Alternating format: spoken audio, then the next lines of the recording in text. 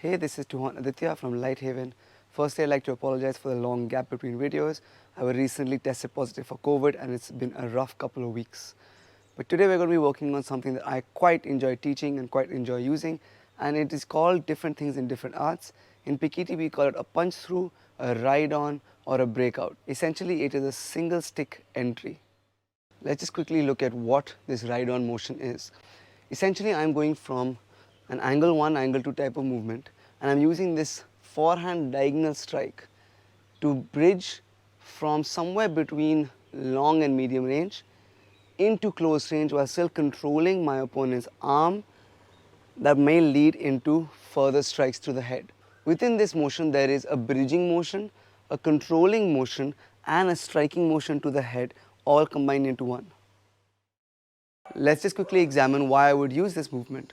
Now, I want an entry. An entry means that I am offensively bridging, covering the distance, come closer please, covering the distance between Neha and me, getting past her weapon to a point where I'm able to control the weapon arm and then strike a more significant target, like the head, mostly the head. The advantage that this way gives me is that it allows me to cover distance, a lot more distance than a lot quicker than some of the other methods. The other methods require me to move off center line a lot more. This requires me to move off center line and immediately move back onto center line. The other thing is that the main thing that this grants me is it grants me control over my opponent's arm, so that when I'm making an entry, I'm also pushing their arm across their body. I can look to control that arm as well, or I can then look to transfer that arm to this side or look for a lock or something. So I can follow up with many options.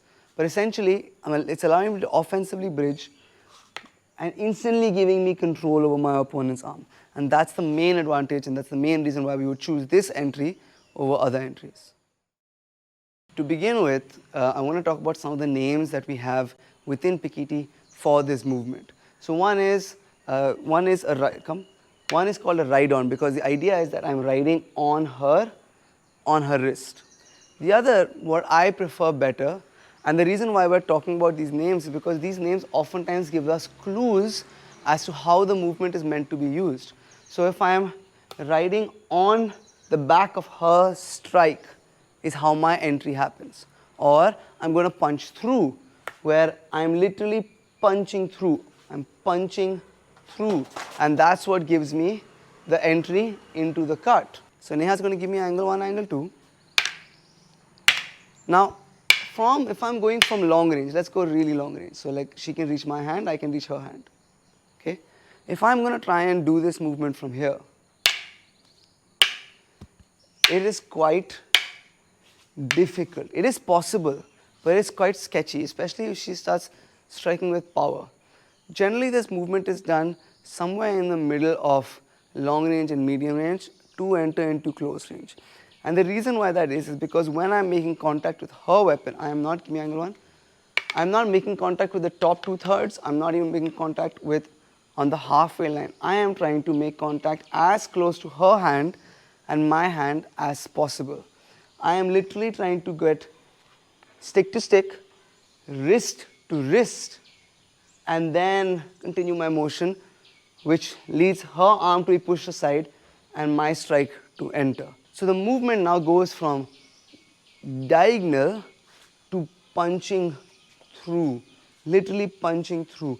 This is, in my experience, has been the most successful way of making this entry. It's not been to go diagonal and enter, because especially I'm going fluid, her stick, for me to go from here to the top 2/3, I've missed it completely. I must come close. And for that motion, that punch through motion works really well. Punch through, come here and hit. Now, let's talk about some of the intricacies of this motion. I am going angle 1 to angle 1, meeting her stick with my stick as close to as possible. I can even be looking to smash her hand. From here, I'm going to go wrist to wrist. This is really important. If I just go like this, I may not have the control that I want. And look what happens to her hand. Nothing. Nothing happens to her hand. Right? And because of that, she can. But if I go wrist to wrist, and now I punch through. Look at how her hand moves. And then I come into control. Or even from here, if he tries to cut me, I can continue that motion out with a cut for myself, go for a disarm, trap over here. If I do the other way, and I don't go wrist to wrist, and she cuts me, I have no connection to her arm. So it's very hard for me to follow her arm. So again, as close to her hand, as close to my hand as possible, wrist to wrist. And now all I'm going to do is I'm not going to look to punch Neha in the face. I'm going to look to punch across. I'm going to look to turn my fist across Neha.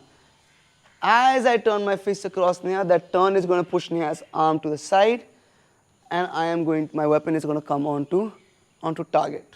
So from long range, this is a hard movement to do. But if I'm a bit closer, so if Neha extends a stick, we are at a range where I can reach her elbow and she can reach my elbow. So this is not necessarily the exact long range, it's a little bit closer.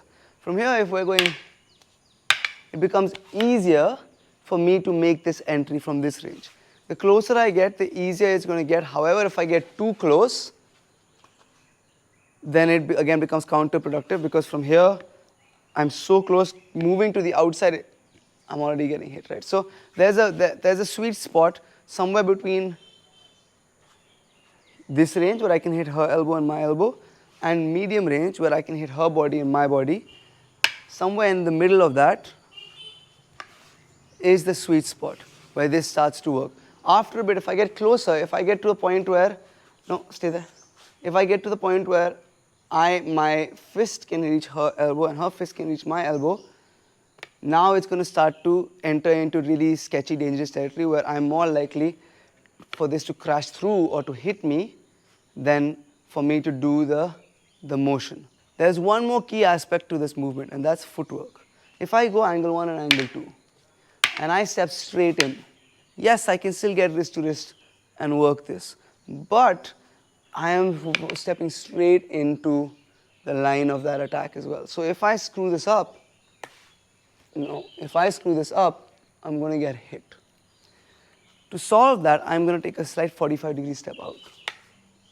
So that even if I screw this up, my body is not in line of her attack. So footwork is one of those things that's going to make this movement easier for you to perform. It's going to take you from, oh, that's really sketchy, her stick is coming to me, to, oh, that feels a lot more comfortable.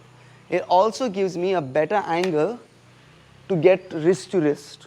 So again, Neha comes a bit closer. We're going angle 1, angle 2. I'm going to step 45 degrees. I'm going to punch through, get wrist to wrist, make contact, and then I'm going to control. Boom. From here, I have options. Do I want to continue this way? Do I want to push the arm that way? Do I want to go into some sort of lock across the neck? I have options. Let's look at this from the other side once. I'm going to go angle 1, angle 2.